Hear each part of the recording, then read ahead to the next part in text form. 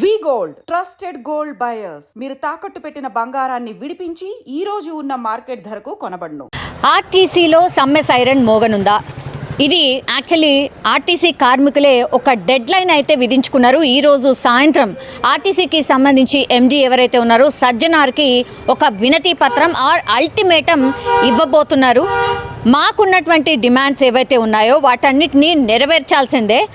And గతంలో మీరేవైతే మాకు చెప్పినరో అవన్నీ కూడా మాకున్నటువంటి హక్కులు కావచ్చు, కార్మికులకు రావాల్సినటువంటి వేతనాలు కావచ్చు, ఇవన్నిటి మీద కాంగ్రెస్ సర్కార్ ఏదైతే ప్రామిస్ చేసిందో అవన్నిటినీ కూడా తక్షణమే అమలు చేయాలంటూ ఆర్టీసీ కార్మికులు కొన్ని డిమాండ్లతో సమ్మెకు వెళ్ళడానికి సమ్మె నోటీస్ అయితే ఇవ్వబోతున్నారు. అయితే సమ్మె ఎప్పటి నుంచి?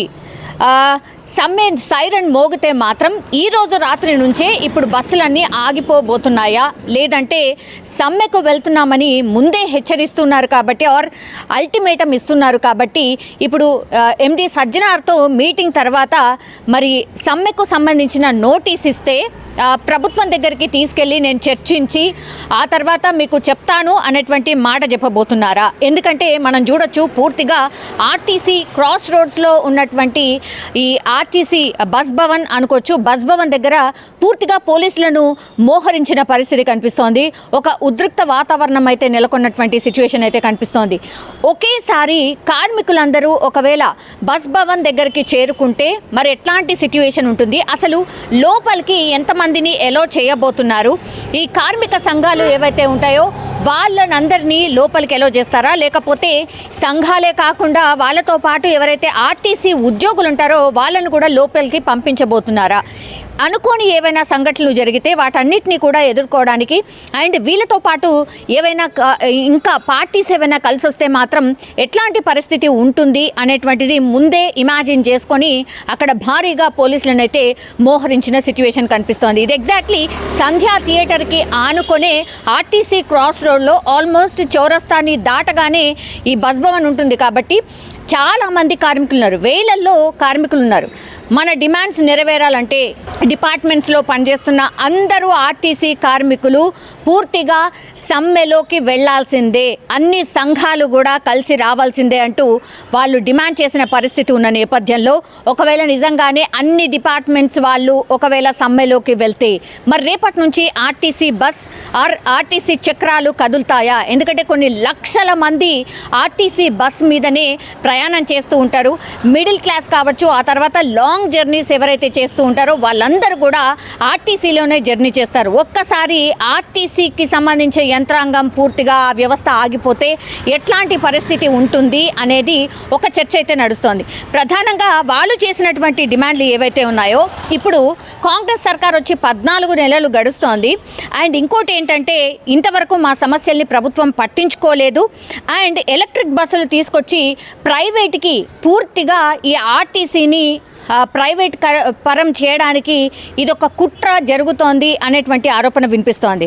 బికాస్ ప్రైవేట్కి ఇస్తారు అనేటువంటి అనుమానం ఎందుకు కలుగుతోందంటే యాక్చువల్లీ ఈ సమ్మె నోటీస్లో ఏం పేర్కొన్నారంటే ఒక్కొక్క ఎలక్ట్రిక్ బస్ ఏదైతే ఉంటుందో అది ఒకవేళ రావడం స్టార్ట్ అయితే పూర్తిగా దాదాపుగా 5 చొప్పున ఉన్నటువంటి ఏవైతే ఉద్యోగ అవకాశాలు ఉంటాయో అంటే డ్రైవర్, కండక్టర్, ఆ తర్వాత మెయింటెనెన్స్ చూసే వాళ్ళు ఒకళ్ళు ఉంటారు, ఆ తర్వాత కింది సిబ్బంది ఎవరైతే పూర్తిగా ఈ సెక్షన్ ఎవరైతే హ్యాండిల్ చేస్తారో ఒక్క బస్కి ఏవైతే అంటే ఆర్టీసీ బస్ చక్రాలు ఎప్పటి నుంచి అయితే డిపో నుంచి కదులుతుందో రోడ్డు మీదకి వస్తుందో ఆ రోడ్డు మీదకి వచ్చేంత వరకు 5 సిబ్బంది అవసరం పడతారు.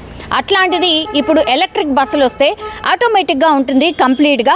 సో కండక్టర్ కూడా లేకుండా ఈ ఆన్లైన్లో టికెట్స్ కొనే పద్ధతిని కూడా కొన్ని బస్సెస్లో ఇంప్లిమెంట్ చేస్తున్నారు. పూర్తి స్థాయిలో అప్గ్రేడ్ అయ్యి టెక్నాలజీని పూర్తిగా వాడడం స్టార్ట్ అయితే ఇంకా పూర్తిగా ఉద్యోగాలు పోయే పరిస్థితి ఉంటుంది, అవకాశాలు పూర్తిగా సన్నగిల్లే అవకాశం ఉంటుంది. సో ఇప్పుడు మొన్న సీఎం రేవంత్ రెడ్డి ఒకటే అనౌన్స్ చేశారు. యాక్చువల్లీ ఈ డీజిల్ బస్సెస్ ఏవైతే ఉన్నాయో, డీజిల్ వాహనాలు ఏవైతే ఉన్నాయో ఔటర్ రింగ్ రోడ్ అవతలికి పంపిస్తాము అని చెప్పిన తర్వాతనే ఇప్పుడు సమ్మె నోటీస్ ఇస్తున్న పరిస్థితి కనిపిస్తోంది. ఇవన్నీ కూడా పాతకాలం బస్సులు మనకు తెలుసు, కొన్ని యాడ్ ఆన్ చేస్తూ పోతోంది సర్కార్. ఇప్పుడు యాడ్ ఆన్ చేసినప్పుడు కార్మికులు నిజంగానే డౌట్ రాలేదా మరి ఏంటో తెలియదు. బట్ ఇప్పుడు పూర్తిగా ఈ ఎలక్ట్రిక్ బస్సులని మేము ప్రవేశపెట్టబోతున్నాం. పూర్తిగా ఈ డీజిల్ బస్సెస్ ఏవైతే ఉన్నాయో ఔటర్ రింగ్ రోడ్డు అవతలికి పంపిస్తాము అని చెప్పిన తర్వాత మాత్రం ఇంకా మా ఉద్యోగాలకు ఎసరొచ్చింది అనే మాట మాత్రం కార్మికులు మాట్లాడుతున్న సిట్యుయేషన్ అయితే కనిపిస్తోంది. అయితే ఇప్పుడు ఈ హక్కుల సాధనకు కావచ్చు, రావాల్సిన ఆర్థిక పరమైనటువంటి అంశాలు కావచ్చు, అండ్ హక్కుల సాధన అండ్ బానిసత్వానికి మనమే కారణమవుతాము ఒకవేళ ఈ సమ్మెలో పాల్గొనకపోతే. ఆర్టీసీ కార్మికుల సత్తా ఏంటో చూపిద్దాము అంటూ జేఏసీ అయితే ఇప్పుడు ఆర్టీసీ కార్మికులందరికీ కూడా పిలుపునిచ్చిన నేపథ్యంలో సర్వీసుల్లో ఉన్నవారి సమస్యలే కాదు, రిటైర్డ్ అయిన వారి సమస్యలు కూడా అలాగే పెండింగ్లో ఉండిపోయినాయి. పెండింగ్లో బకాయిలు ఉన్నాయి. పే స్కేల్స్ కావచ్చు, సిసిఎస్ బకాయిలు కావచ్చు, డిఏ కావచ్చు, యూనియన్ల ఏర్పాటు కావచ్చు, ప్రభుత్వంలో విలీనంకి సంబంధించిన ప్రక్రియ కావచ్చు, ప్రభుత్వ ఉద్యోగులతో సమానంగా జీతాల సవరణ కావచ్చు, ఇవన్నీ కూడా ఇన్ని కుప్పలు తెప్పలుగా సమస్యలు అలాగే ఉన్నాయి. ఇప్పుడేమో మా గొంతు మీద ఆర్ మా ఉద్యోగుల మీద ఇప్పుడు ఆర్టీసీ ఎలక్ట్రిక్ బస్సులు అనేది తీసుకొస్తుంది. సో ఇవన్నీ పక్కకు పోయి ఇప్పుడు ఎలక్ట్రిక్ బస్సులు వస్తే మాత్రం మా ఉద్యోగాలకే ఎసరొస్తుంది. సో పూర్తిగా ప్రైవేటీకరణ వైపే ఇవన్నీ కూడా అడుగులు పడుతున్నాయంటూ ఆర్టీసీ కార్మికులు ఆరోపిస్తున్న పరిస్థితి. అండ్ సమ్మెకు పూర్తిగా సిద్ధమైన పరిస్థితి అయితే కనిపిస్తోంది. సాయంత్రం సజ్జనార్ని కలిసిన తర్వాత మరి ఆయన ఏమి హామీ ఇవ్వబోతున్నారు?